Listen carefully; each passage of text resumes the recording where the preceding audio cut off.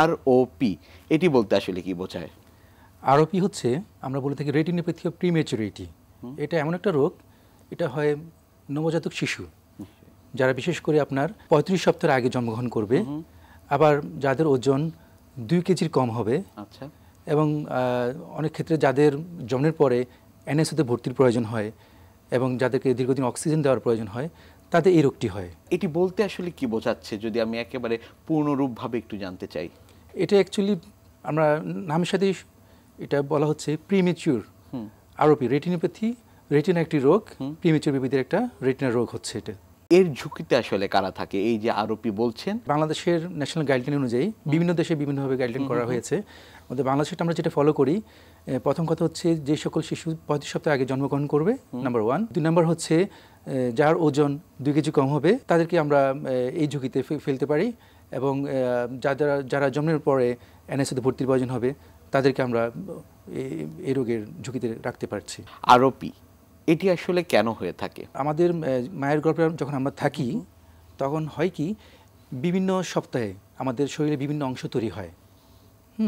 তো সেরকম চোখেরটা যেটা তৈরি হচ্ছে জন্মের পরে 36 সপ্তাহে বলতে গেলে আমরা বলি যে চোখের রেটিনার, বিশেষ করে রেটিনার যে নেজাল পার্টটা, এটা নেজাল বলতে আপনার আমার নাকের অংশটুকু, নিশ্চয়ই 36 সপ্তাহে এটা কমপ্লিট হয়। আমাদের টেম্পোরাল অংশ, কানের অংশটুকু কমপ্লিট হয় আপনার 40 সপ্তাহে গিয়ে। মানে একজন শিশু যখন জন্মগ্রহণ করে আমরা বলি ফুল টার্ম বলি 37 সপ্তাহে বলি সাধারণত। তো দেখা যায় যে আপনার জন্মের পরেও কিছু অংশ তৈরি হচ্ছে। তো আরওপিতে যেটা হয়, শিশু আগে জন্মগ্রহণ করলো, 37 বা 35 সপ্তাহ আগে জন্মগ্রহণ করলো, তাহলে তার রেটিনাটা তখন তৈরি হয় নাই। তো এই শিশু যখন জন্মগ্রহণ করে তখন সে মায়ের গর্ভে যখন ছিল তখন রক্তের মাধ্যমে, মায়ের রক্তের মাধ্যমে সে অক্সিজেনটা পেত। নিশ্চয়ই। হ্যাঁ, এখন জন্মের পরে যেটা হয়, হঠাৎ করে পৃথিবী চলে আসলো, তখন আমাদের ন্যাচারাল অক্সিজেন, বা শিশু যখন আপনার যে ছোট বাচ্চা, ওজন কম, প্রিমেচিউর, তখন আমরা তাদের কি করি, এনএসওতে ভর্তি করি, প্লাস তাদেরকে অক্সিজেন দিই। তখন সে অক্সিজেনটা আর্টিফিশিয়ালি পাচ্ছে। তখন এই অক্সিজেনের স্যাচুরেশনটা একটু বেশি থাকে নর্মালি। আমাদের যে অ্যাটমসফিয়ারে অক্সিজেন থাকে স্বাভাবিক অবস্থায় যেটি থাকে তার থেকে একটু বেশি থাকে। তো হয় কি, তখন আমাদের যখন রেটিনা, যখন ওই জন্মের পর যখন রেটিনাটা আস্তে আস্তে গ্রো আপ হচ্ছে, তখন ওখানে ভাস্কুলার এন্ডোথেলিয়াল গ্রোথ ফ্যাক্টর, একটা ফ্যাক্টর আছে, হরমোন আছে, যেটা আস্তে আস্তে রিলিজ হয়, হ্যাঁ, রেটিনা তৈরি করার জন্য, তার ভেসেলগুলো তৈরি করার জন্য। আচ্ছা। তো যখন আমাদের বাইরে থেকে অক্সিজেন দিচ্ছি তখন হয় কি, তার তো ভেসেলগুলো তখন গ্রো করার জন্য ভিজিটা রিলিজ হচ্ছে না, কারণ তার অক্সিজেনের প্রয়োজন নেই, কারণ অক্সিজেনটা সে অটোমেটিক পেয়ে যাচ্ছে।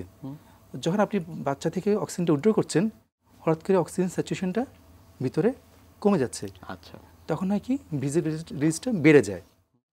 তো নর্মাল প্যাটার্নে যে ভিজির রিলিজ হয়, এই বাচ্চার ক্ষেত্রে সেই প্যাটার্ন হবে না, একটু বেশি হবে। বেশি হওয়ার কারণে, এই ভিজিফের কারণে যখন যেটা হবে, আপনার রেটিনার যে ভেসেলগুলো তৈরি হবে ওগুলো এলোমেলো তৈরি হবে। আচ্ছা। নর্মাল প্যাটার্নে হবে না। নর্মাল স্বাভাবিক বাচ্চা যেরকম যে প্যাটার্নের রেটিনা তৈরি হবে তারটা একটু ডিফারেন্ট হবে, এবং এই ভেসেলগুলো আপনার ভঙ্গুর থাকবে, সহজে এগুলো ছিঁড়ে যেতে পারে। এগুলো আপনার রেটিনাকে সংকুচিত করে টান দিয়ে, ট্রাকশন দিয়ে রেটিনাকে ছিঁড়ে ফেলতে পারে। আচ্ছা। এই রোগটাকে বলছি আমরা আরওপি, রেটিনোপ্যাথি অফ প্রিম্যাচুরিটি। নিশ্চয়ই। আরওপি সাধারণত আসলে কয় ধরনের হয়ে থাকে? আরওপি আমরা ধরন বলতে স্টেজিং বলি আর কি। 5টা স্টেজ আমরা ভাগ করে থাকি, স্টেজ 1, 2, 3, 4, 5। আচ্ছা। তো এক একটা স্টেজে রেটিনার স্ট্রাকচার দেখে, রেটিনার ধরন দেখে, ভেসেলের গ্রোথ দেখে আমরা এটাকে স্টেজিং করে থাকি। 5টা স্টেজে করে থাকি। আবার আমরা জোনে ভাগ করে থাকি, কোন জোনে হচ্ছে, এখানে জোন ওয়াইজ আমরা 3টা জোনে ভাগ করি, 1, 2, 3। কোন জোনে হচ্ছে সে ওয়াইজ এবং কোন স্টেজে আছে সে ওয়াইজ আমাদেরকে পরবর্তীতে চিকিৎসা পদ্ধতি নির্ধারণ করতে হয়। আমরা যদি একটু ছবির মাধ্যমে দেখে নিতে পারি। হ্যাঁ, অবশ্যই। হ্যাঁ, এই ছবিতে আমরা দেখতে পাচ্ছি স্টেজ 1। এখানে দেখেন একপাশে আপনার রক্তনালী দেখা যাচ্ছে রেটিনার, আরেক পাশে খালি একটা সাদা মার্ক দেখা যাচ্ছে। হ্যাঁ, এটা বলে আমরা স্টেজ 1, এটা একটা ডিমার্কেশন লাইন, যেটা বলা হয় ডিমার্কেশন লাইন। এই লাইন দেখে আমরা বুঝতে পারি যে স্টেজ 1-এ আছে। স্টেজ 2, এই যে ডিমার্কেশন লাইনটা আগের যেটা ছিল এটা একটু দেখেন বড় হয়ে গিয়েছে, এটা একটু ওয়াইড হয়ে গেছে। নিশ্চয়ই। এটাকে আমরা বলি আপনার স্টেজ 2, এবং এটাকে বলা হয় রিজ। নেক্সট স্টেজ হচ্ছে 3 নম্বর স্টেজে এটা আরো বিশাল হয়ে গেছে, এবং এখানে আপনার ফাইব্রোভাস্কুলার পরিফেলেশন হয়, হ্যাঁ, এবং রেটিনাকে একটু সংকুচিত করে টান দেয়। এই স্টেজটা খুব খারাপ স্টেজ। এখানে আপনার চিকিৎসা অবশ্যই লাগবে। আচ্ছা। দেন স্টেজ 4, 4 নম্বর স্টেজ দেখেন, এটাকে আমরা দুইটা ভাগে ভাগ করি, স্টেজ 4A এবং 4B।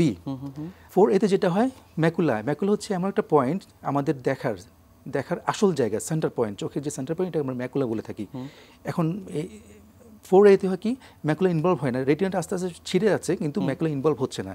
কিন্তু 4B-তে গিয়ে ম্যাকুলা ইনভলভ হয়ে গেছে। তো ম্যাকুলা যখন ছিঁড়ে যাবে তখন ওই বাচ্চা আর দেখবে না।